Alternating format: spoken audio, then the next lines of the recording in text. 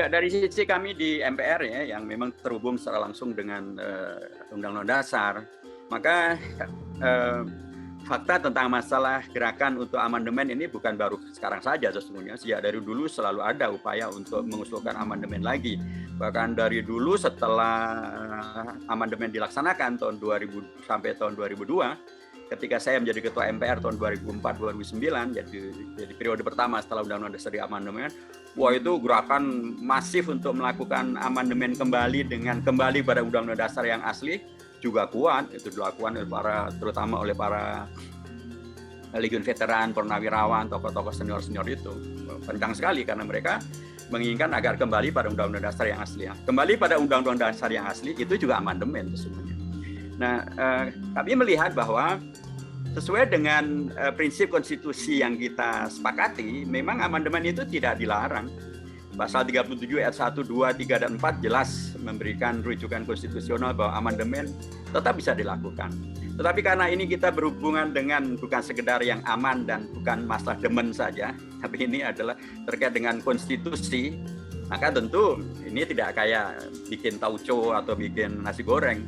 Ini tentu sesuatu yang serius karenanya Undang-Undang Dasar pasca amandemen itu membuat peraturan yang rigid, berbeda dengan Undang-Undang Dasar 45 sebelum perubahan. Pasal 37 dulu tidak ada aturan-aturan yang rinci. Nah, sekarang aturannya sangat rinci. Aturan sangat rinci itu memberi ruang memang terjadinya perubahan terhadap Undang-Undang Dasar.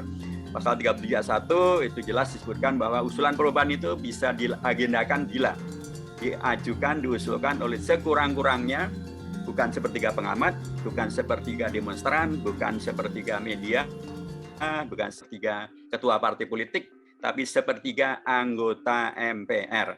Jelas begitu. Jadi kalau ini hanya ramai di tingkat media, hanya ramai di tingkat para pengamat, hanya ramai di tingkat pimpinan partai, tapi tidak ada satupun anggota MPR yang mengusulkan atau pengusulnya tidak sampai jumlahnya sepertiga, yaitu 237 atau 238 anggota MPR, yaitu hanya kembang-kembang demokrasi saja.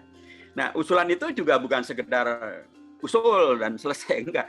Usulan itu harus bertanggung jawab. Dibuktikan dengan apa? Pasal 37 ayat 2, yaitu usulan itu harus disampaikan secara tertulis. Disebutkan pasal mana yang mau diubah, alasan perubahannya bagaimana, dan kemudian redaksi baru atau alternatif barunya seperti apa. Harus demikian. Ini mengunci apa yang dikhawatirkan orang bahwa kalau misalnya sekarang usulannya tentang PPHN, nanti tiba-tiba akan ada yang menyalip di tikungan gitu ya, atau menitipkan usulan untuk kemudian membuat agenda baru, yaitu penambahan masa jabatan presiden. Nggak bisa begitu.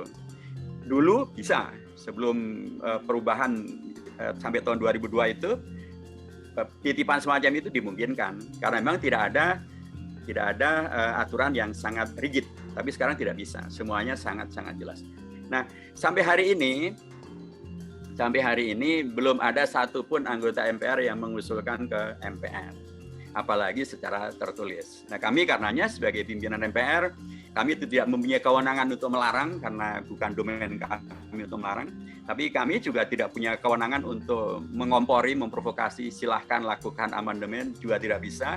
Itu adalah hak konstitusional dari warga untuk mewacanakan, tapi hak konstitusional bagi anggota MPR untuk mengusulkan. Nah, nanti kami, pimpinan MPR, akan melihat apakah memang sudah memenuhi syarat pasal 37 ayat 1 dan ayat 2 atau belum.